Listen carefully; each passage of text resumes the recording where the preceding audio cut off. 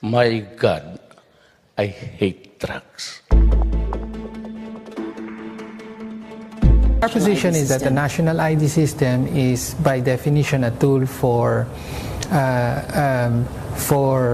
surveillance and control of the citizenry.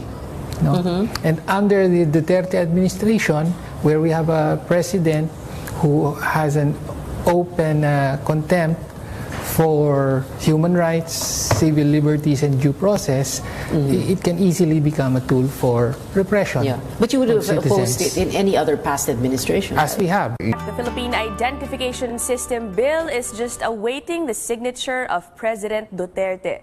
Once a law, all Filipinos can get a unified ID that can be used in all government and even private transactions. Our chief correspondent, Pia Ontiveros, went on the record with Representative Sol Aragones of Laguna, the National ID System co-author at the House, Representative Antonio Tino of the ACT Teachers Party List, who is against the bill, and Mon Liboro, the National Privacy Commission chief. Philippine identification system is primarily established to provide a valid proof of identity for all citizen and resident aliens as a means of simplifying public and private transactions. So it will eliminate the need to present other forms of identification when transacting with the different government agencies and the private sector. And this is also subject to authentication. Instituting, for example, the security measures, that the ICT, together with the Philippine Statistical Authority, will be on top of that. And we will be there to, inject what we call privacy by design. No? It's a globally recognized intervention, meaning doon palang sa get-go palang PIA, ini-incorporate na natin ito mga privacy features. And I guess this is what is basically different now from this law and compared to the other proposals that had been there percolating for the past 18 years. Is that this time we have the National Privacy Commission and the Data Privacy Act to really make sure that the government does its job in protecting it. Catch the replays of On the Record on Saturday at 5:30 p.m. and on Sunday at 10 a.m. and 6:30 p.m.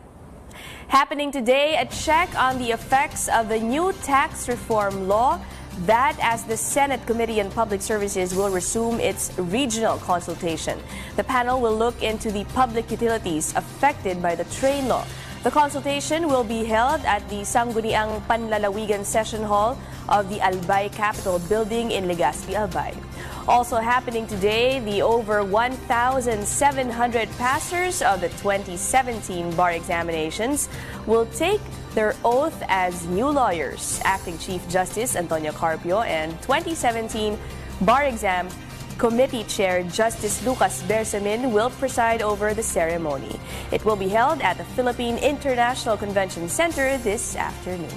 The next half hour, of course, the labor group TUCP, Trade Union Congress of the Philippines, they finally filed a bill seeking a wage hike, and it's a pretty big wage hike, which will increase the minimum wage to more than 800 pesos. Yes. So right now it's at 500 pesos per day. in NCR. That's usually right. the benchmark. And what's interesting is they want this minimum wage nationwide. So even in the provinces, dapat daw ganon. Dapat ganon. Okay. But of course, concerns are, can businesses in the provinces, like poor provinces, can actually afford it. But of course, they're saying, it's been 30 years na yata since the last legislated wage hike. So this is just a start. They just filed this bill. We'll monitor its development in Congress. That's huge. 320 pesos, and considering that's a big with jump. all the other with all the other prices, consumer goods, gasoline rising. This will really help a lot of people. It will help, but we will definitely feel the pinch from the rising prices, we just talked about the rising fuel prices. But anyway, off to a happier note, food trip. Anything about food brings us pa rin. Gastos pa rin, no? No, let's not go there. But anyway, Anthony Bourdain, a food trip, indulges in Hong Kong and talks about his latest culinary journey. And you can catch that on CNN's Parts Unknown. And I look forward to watching that one. I love his job. He just travels and eats. Can we do that too? And the way he describes food. You really, you're interesting. Really, His adjectives. You know, when it comes to Chinese watching food, I'm stuck with sweet sour pork. That seems to be my staple. Well, here's also something that's interesting. Our guest this morning, a 17-year-old rising singer, songwriter, producer. He really hopes to make a name for himself, and he is at a young age. Fern is here live. We will get to talk to the singer later on the show. Again, stick around. We have more stories coming up. This is New Day on CNN Philippines.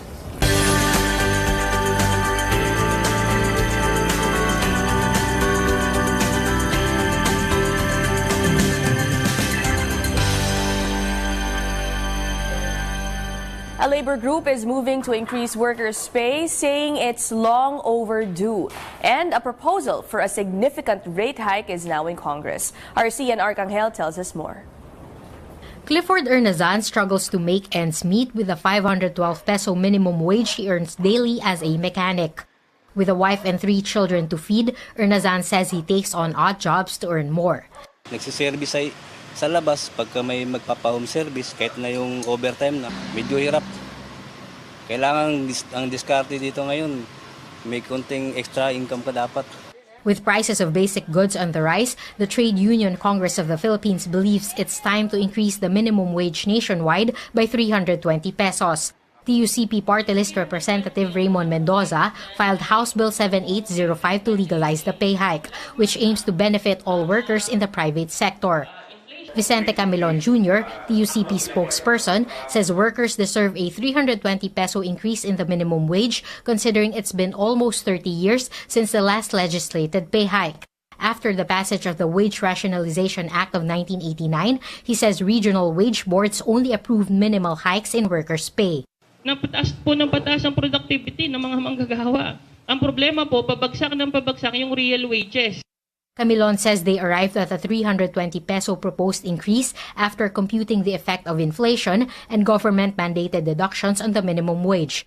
In Metro Manila alone, he says the buying power of the 512 peso minimum wage has shrunk to 450 pesos due to the rising prices of basic goods and electricity.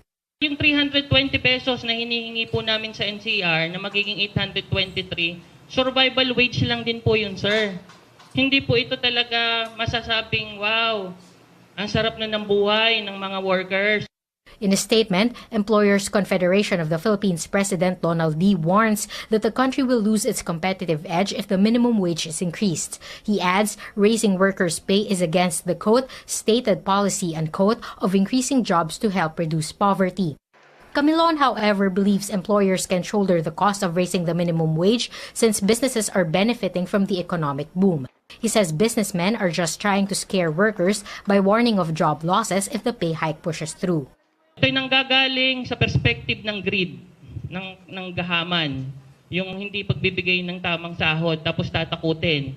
Hindi, nandyan naman yung pera eh. Nandyan naman yung income. Nag-increase nga po yung GDP, nag-expand nga yung economy, nag-increase nga yung productivity, nag-increase nga yung national income.